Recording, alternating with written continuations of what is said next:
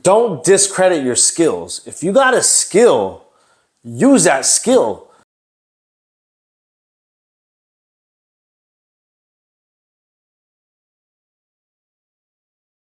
You know, whether it's a technical skill, a sales skill, communication skill, a sense of humor, that's a skill. There's guys out there that I like just being around because they're funny. I'm like, man, there's like, you know, they have, you know, there's people we follow on YouTube and other detailers that just make me laugh, or not even in the industry. If they're funny at something, that's a skill. Some examples of skills that you see out there where people are just kind of maybe sleeping on or lagging on. Yeah, man. Salesmen, good salesmen out there. Like I hear a lot of people saying, "Oh man, his price is too much. That it costs way too much." It could be, hey man. Maybe this man is just nicer with the sales pitch than you are. Yeah. It has nothing to do with the skill. He just could sell. Yeah. That man just knows how to sell. Yeah. That's a crazy skill that people don't talk about, because that's always what most detailers' number one question. How do I get more business? If you don't know how to sell, I'm sorry. Like, it doesn't matter about the skill. You can't get no one in the door. Good night. Yeah. You open up a nice shop, a nice studio, a nice, you know, or you go out there and you go buy a mobile rig and you spend this money. Maybe you took all this training, but you don't have no sales skills. None. It could be very, very... And then what does everybody resort to when they don't have sales skills? Oh, I got to go pay for marketing. Right. So the sales skills are actually a solution to fix multiple things. It's going to help your money, not only because it's generating revenue, but you're not having to pay for expenses that are, you know, on the back end, you know, that you're having to pay. Actually, you're paying for those on the front end for marketing and advertising.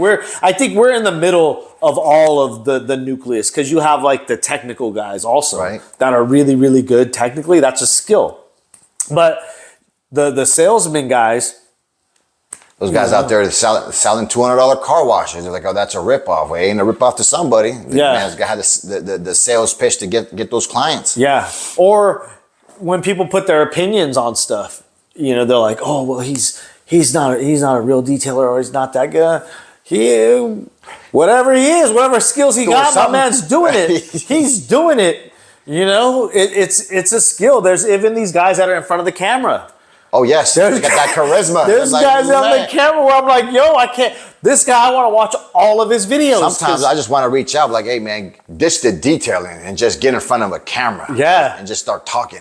Yeah. Some of these guys have, you know, there's a skill set there where they're just entertaining. You want to watch them, or they're doing stuff that's, you know, keeping you engaged. There's some guys I just want to watch because they keep messing up. Yeah.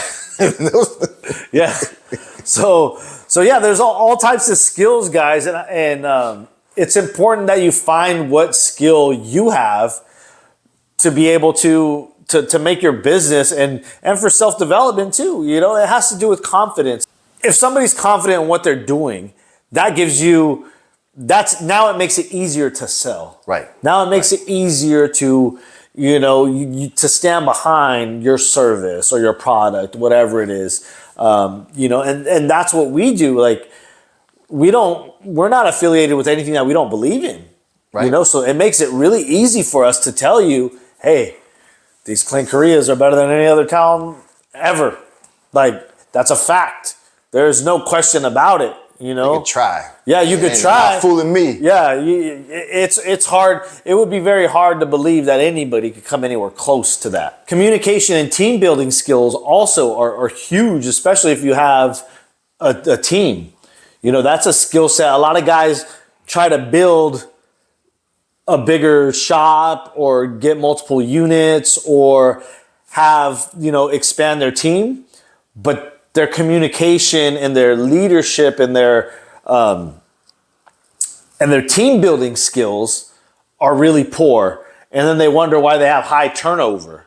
Oh, I can't keep people, or oh, these people don't want to work for me. Isn't it? It's like, and I doubt that they don't want to work. They want to work. They want the money. Right. Otherwise, they wouldn't have seeked out a job opportunity.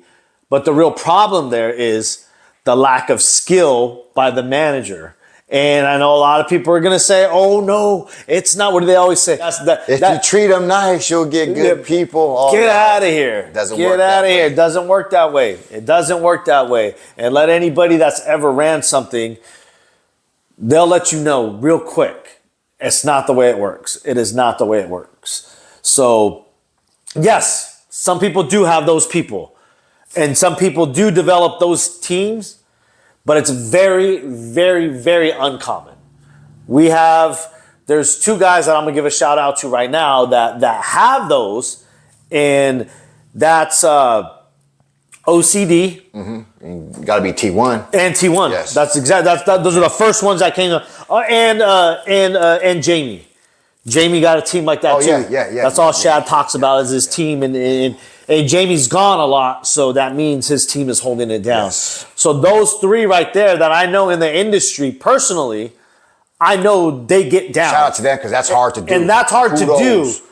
And, we've been there in lots of different industries, and what happens over time is you build teams up, then they collapse. You build teams up, then they collapse. You build teams up, then somebody has to leave or there's constant change and constant movement. So your skill set from a leadership and motivation perspective has to always be, on point. Otherwise, you're going to just constantly have, you're not going to have any retention, and you're going to have constant turnover of employees. And anybody knows training and development, that's people spend thousands and thousands of dollars on training and development, and you never know if it's going to pan out or not. That's a big gamble. You may put 25, 30, 40, 50, 60, 100, 200 hours. You know how many hours I put into sales development? Just polishing alone, just learning how you know what I mean? Just product knowledge and everything. If Sal would have said after his first 6 months, hey man, I gotta go. You know how much time that I just put in on that? Like, your heart's gonna get broken. That's period. That just happens in business. When somebody leaves you that's good, or somebody that you put all this time into, you're like, hey man, I thought we were cool. I thought we were, nah, player, this is business. This is business. So-and-so's over here. I just got a job with the union, and they're gonna, go. Yeah, everybody got to eat, So you got to find the people that are truly going to be happy there, and you got to motivate them to keep them there. But that in itself, that's another skill. The guys that take the time to develop that skill, and they know it. They all know it. They say, "Yo, I'm gonna do whatever I got to do to keep these people here. I'm gonna take care of them. I'm gonna, It's a skill that's very overlooked because it's so easy to overlook. Yes. You know what I mean? That training someone. Yeah. You think, I already have the training. Yeah. I have the training all printed out already. I already know. It doesn't matter. If you're not delivering and you're not keeping them engaged, and they don't have some sort of motivating factor behind it, then they're just not going to do it, And I've seen guys do tons of different types of things, like incentive plans. I've seen people do bonuses, gifts. There's a whole bunch of different things that you can do. Pay increase, you know what I mean? Stuff, I've even seen people give people vacations. You know what I mean? Time off. Time off is paid time off. That's what I was about, my old job. Forget the money.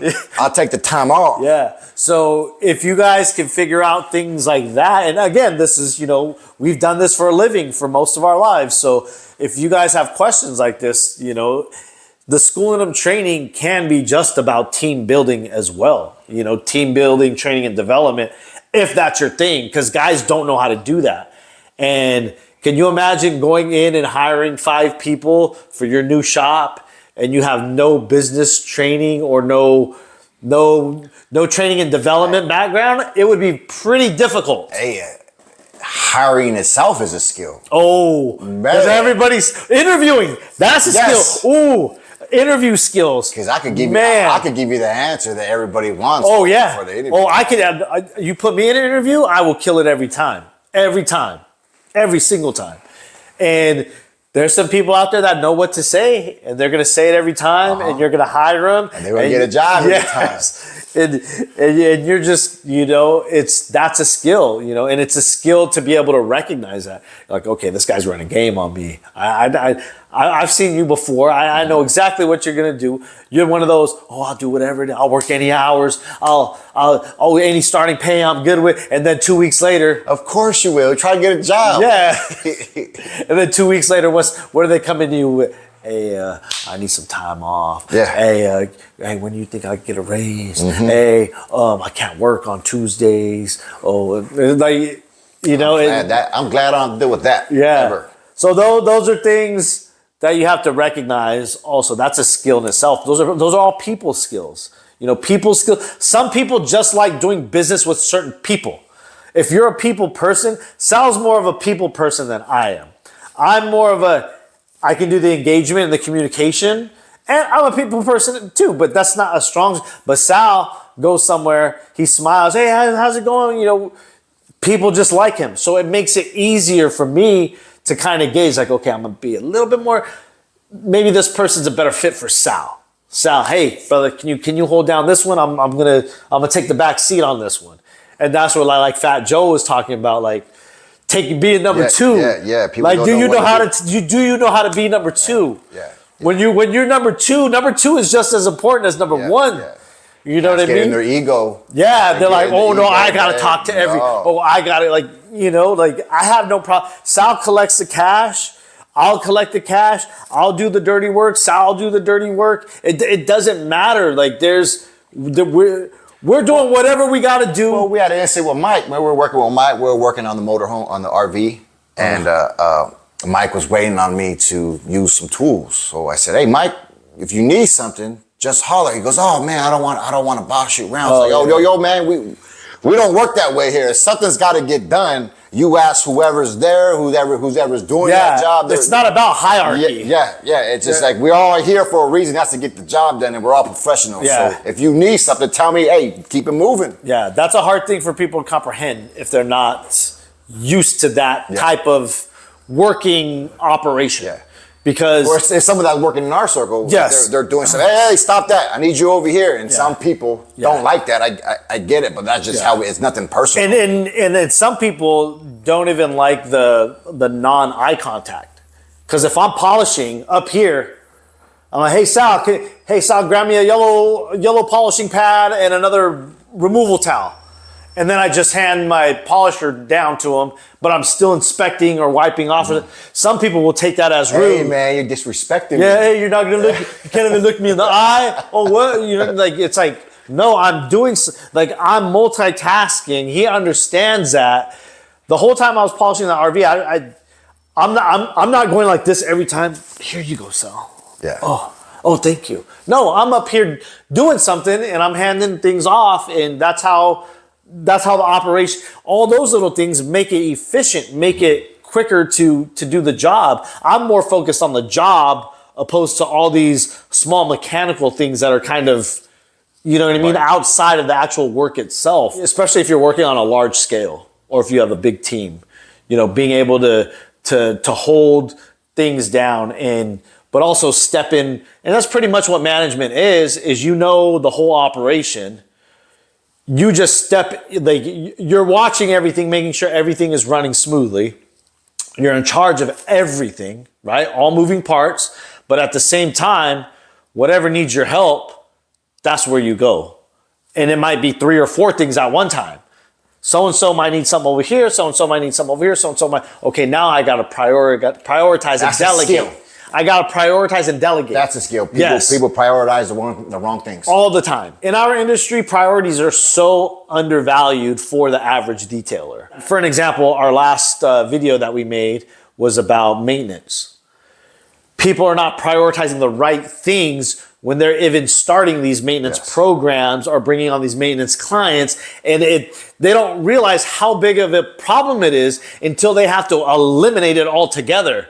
And if you're eliminating any stream of revenue that's coming into your business, it's very hard to justify that on the basis saying you don't have enough time to do it.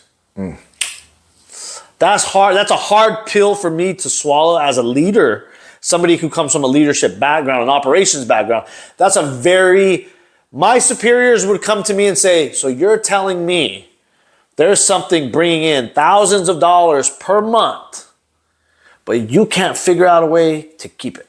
But there's no way to keep it. Well, so why do I have you again? Yeah. So why do I have you in this position? That's real management. That's real talk. That's high level operations type of talk. Those are the discussions that go on with your boss that no one's talking about because you can't even comprehend what those discussions are about or how it affects business. It's so over the average person's head. The easy way out is just saying, okay, we can't do it anymore. Right. Right. Until you need it. I guess that's the best decision at the time, because if you're losing money, yes, I get that. I understand that. But again, you never want to lose any stream of income that's coming in. If there's a revenue stream, you got to keep it. Even if you just slim down and you're like, okay, we're only doing it in this radius, or we're only doing it for these clients, or we're only doing whatever. That's a stream of revenue that you can task and figure that out. You should be able to. That's not a problem. Because even if you hire one person and that's their only job to do that, you could pay their salary and still make a profit. There's your answer right there. Hire one more person, make that the only thing that they do.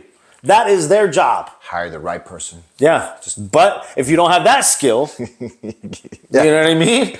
If you don't have this, and that was a skill we talked about. Yeah. If you don't have that skill, and you're not delegating, you're not, there's a big picture when it comes to this business thing, and skills are the things that's going to get you to another level, and everybody looks at it as, oh, well, no, what's going to get me to another level is my shop. When I get my shop, like as soon as you get a location, all of a sudden you're going to get, or as soon as you get a second van, or as soon as you get your first employee, it's like, no, now those are just tangible things. As soon as you have that, it's what you do with it.